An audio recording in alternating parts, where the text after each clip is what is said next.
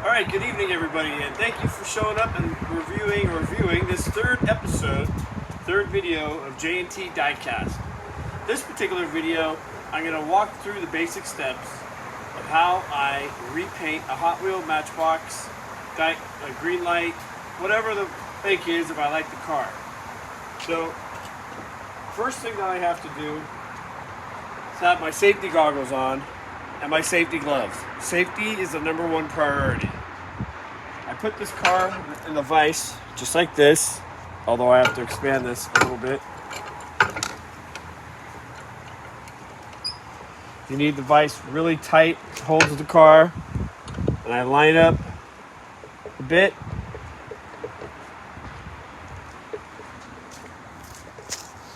Pretty solid. I don't go very far. I might not have actually gone far enough. I will find out in a minute. Can I get a close-up? All right. Line up the drill bit. Certain cars are, like on a pickup truck, when I remove a base of a pickup truck, I really have to be careful on the rear portion because it can easily go through the bed. So here, it's good. Just gonna pop the base off. Bam. Put the body off to the side. There's my windshield. There's my interior, and there's my base. These three items will go back on my workbench in just a second. The body goes into my container in order for me to do paint removal. All right, so I'll do that in a moment. I'm not going to demonstrate that because it's windy out here and I don't want any going into my face or my son's face. Now, after the car has been stripped of its paint,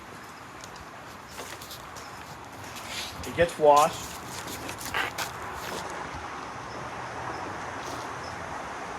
And then, depending on the color that I'm going to paint the car, I will add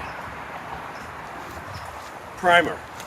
So this is Tail Dragger, very popular Hot Wheel, and I've done a couple of these.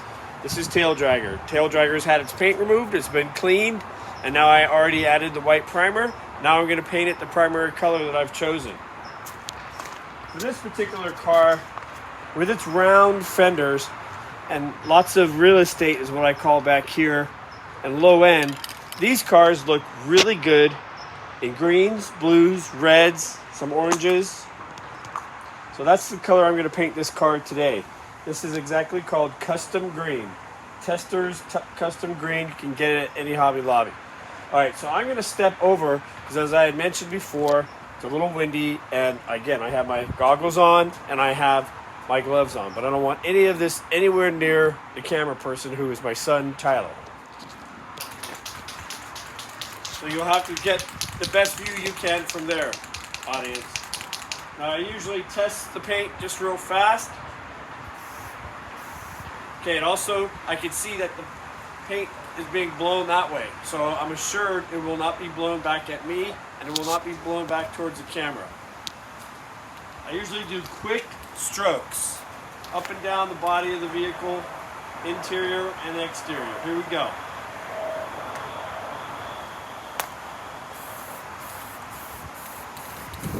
Now I can see the wind moved on me.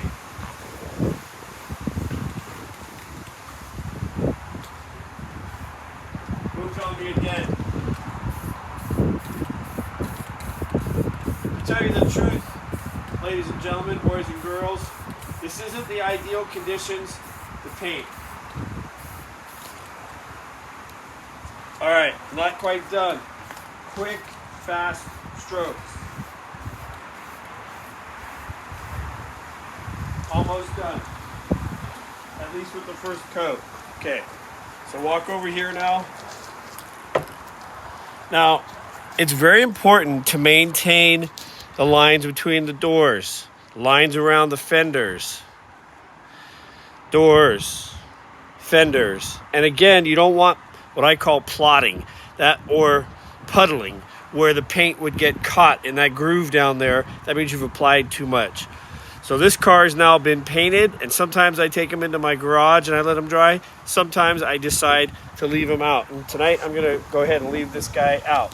Quick note, if you've ever spray painted something, spray paint have a very distinct smell to it. That actually smells weirdly good. It's kind of funny you mentioned that.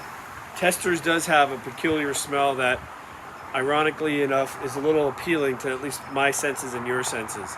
In any case, folks, what happens now, after he dries, or she, depending on the color of other vehicles, what it's going to be will determine if I'm going to paint the interior. This came with a tan interior, and I like the combo of tan and green, so I'm not going to touch the interior.